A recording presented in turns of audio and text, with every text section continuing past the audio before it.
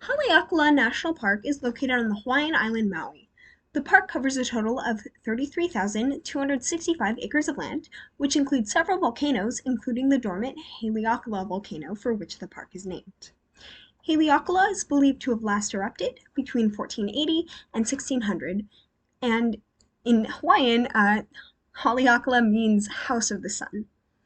This area was initially part of Hawaii National Park when it was established in 1916.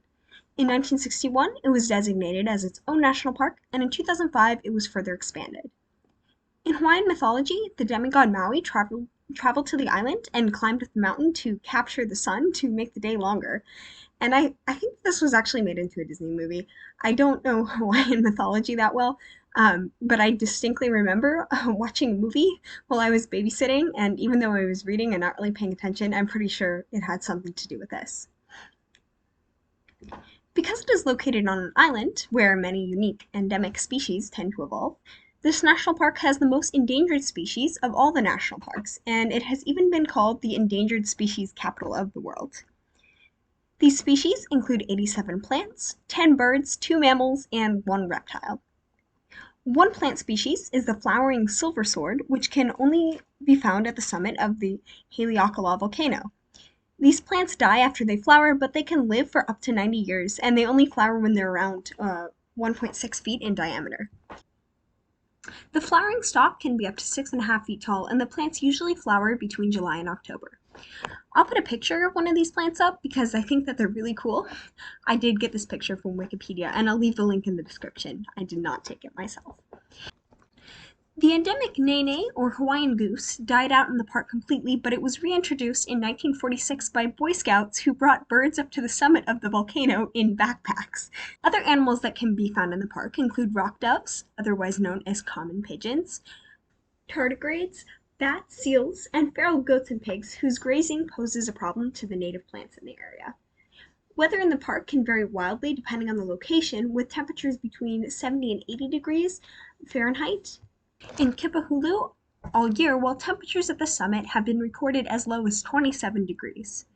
The area is also fairly damp, and Kipahulu gets about 187 inches of rain every year.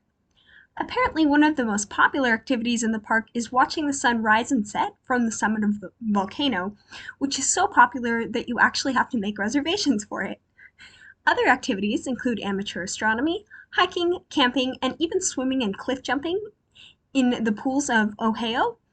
I hope I'm pronouncing that right, and I'm not sure if the cliff jumping is legal, and the pools are often closed due to weather conditions, but apparently it's still very popular.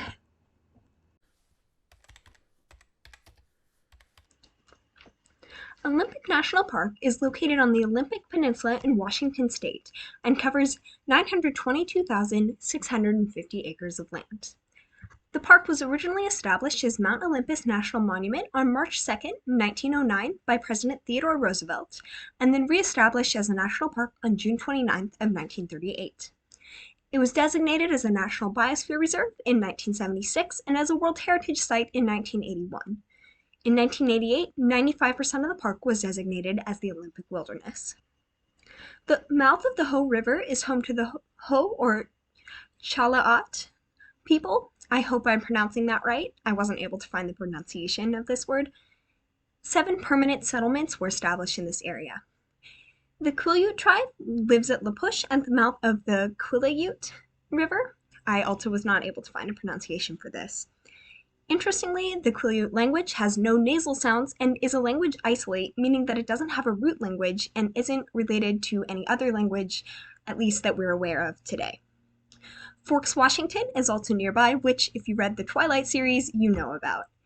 And if you're interested in the history of this region, I would highly encourage you to look it up because it does seem very interesting. Unfortunately, it does not involve werewolves, but there's a lot of other interesting stuff. This park is known for its geographic formations, including turbidites and large tectonic melanges. The melanges are known as smell rocks by the locals because they smell strongly of petroleum. Really interesting geology here too.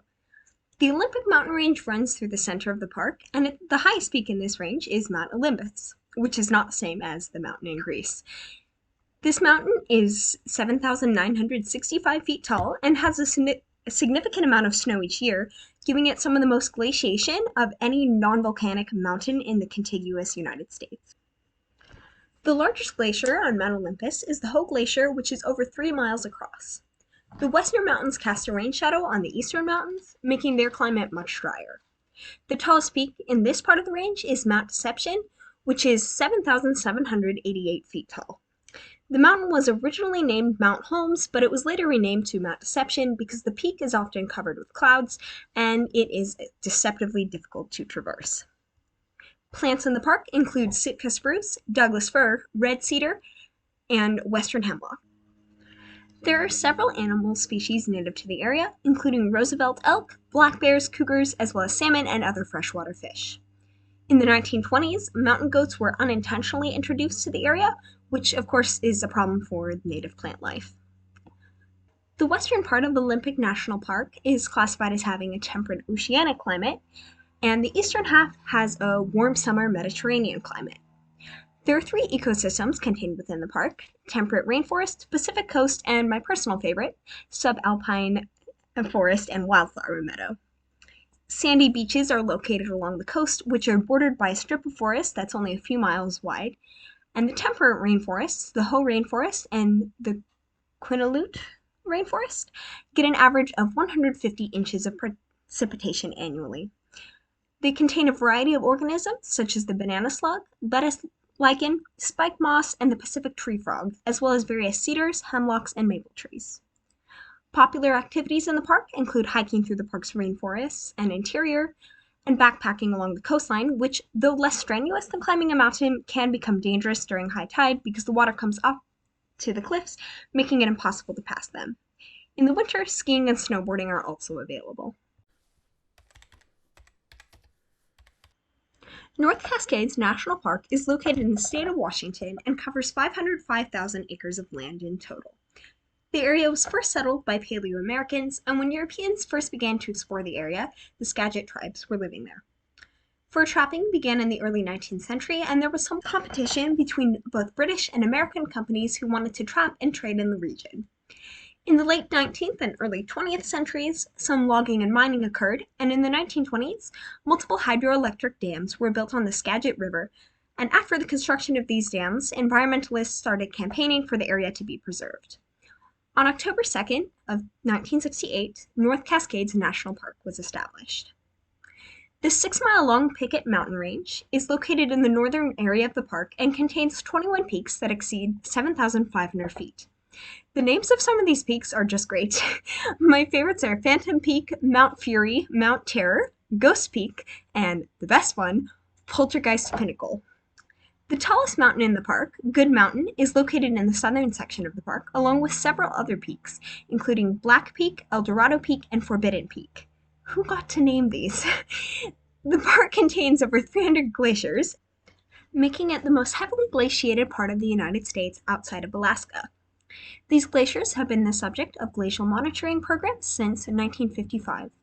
The largest glacier in the park, Boston Glacier, is located on Boston Peak, and it covered about 1,730 acres in 1971. Because I have a morbid fascination with all the ways nature can kill you, I decided to find out which national parks are the most dangerous. North Cascades National Park has, surprisingly, by far the most deaths of any other national park, at least when compared to the number of visitors it gets. Between 2007 and 2018, there were 652 deaths for every 10 million people who visited the park.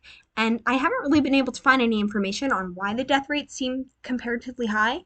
The only thing I could find was that the park gets heavy snow, and the steep terrain of the western slopes means that avalanches are common. Of course, this is not a very big number by any means, especially when you consider that the park gets about 30,000 visitors each year. It's clear that very few people actually die here, but still, it's good to be aware. On a more positive note, the park also has the most plant biodiversity of any national park. I highly doubt these two statistics are related, by the way. Some of these plant species, which can be found in various elevations and ecological niches within the park, include bearberries, Pacific silver firs, western hemlock, red alder, and white bark pine. There are also many animal species, including 10 different species of bats, along with gray wolves, mountain goats, wolverines, eagles, all 5 species of Pacific salmon, and the Pacific giant salamander. Almost all of the park's native species still live in the area, but grizzly bears were extinct in the area by 1860, and since 1991, several efforts have been made to restore grizzlies to the region. The only road that the park is easily accessible by is State Route 20, which due to harsh winter weather can be closed for long periods of time, so most access to the park is through hiking, boating, or horseback riding. Camping with a permit is allowed as well as mountain climbing as long as clean climbing methods are used. Clean climbing is rock climbing that doesn't damage the rocks, which I'd never heard of before. Even though many of the park's lakes and ponds do not naturally have fish, 42 lakes are stocked with non-native fish. This is the only national park that still does this. This park is definitely going on my bucket list as well. It looks beautiful and yet it's oddly foreboding. Between the statistics about it being the deadliest park and the names of the peaks, there seems to be something very spooky about it, which is, of course, is exactly why I think going there would be a great idea. I especially want to see Poltergeist Peak. Anyway, I hope that you enjoyed this video. If you did, please be sure to like, subscribe, and comment. I will of course be posting the next set of national parks in 2 weeks. I have another video planned that I'm pretty excited about, which could possibly be ready next week. Although my schedule has been pretty busy lately, so I can't promise anything. Either way, thank you so much for watching. Bye!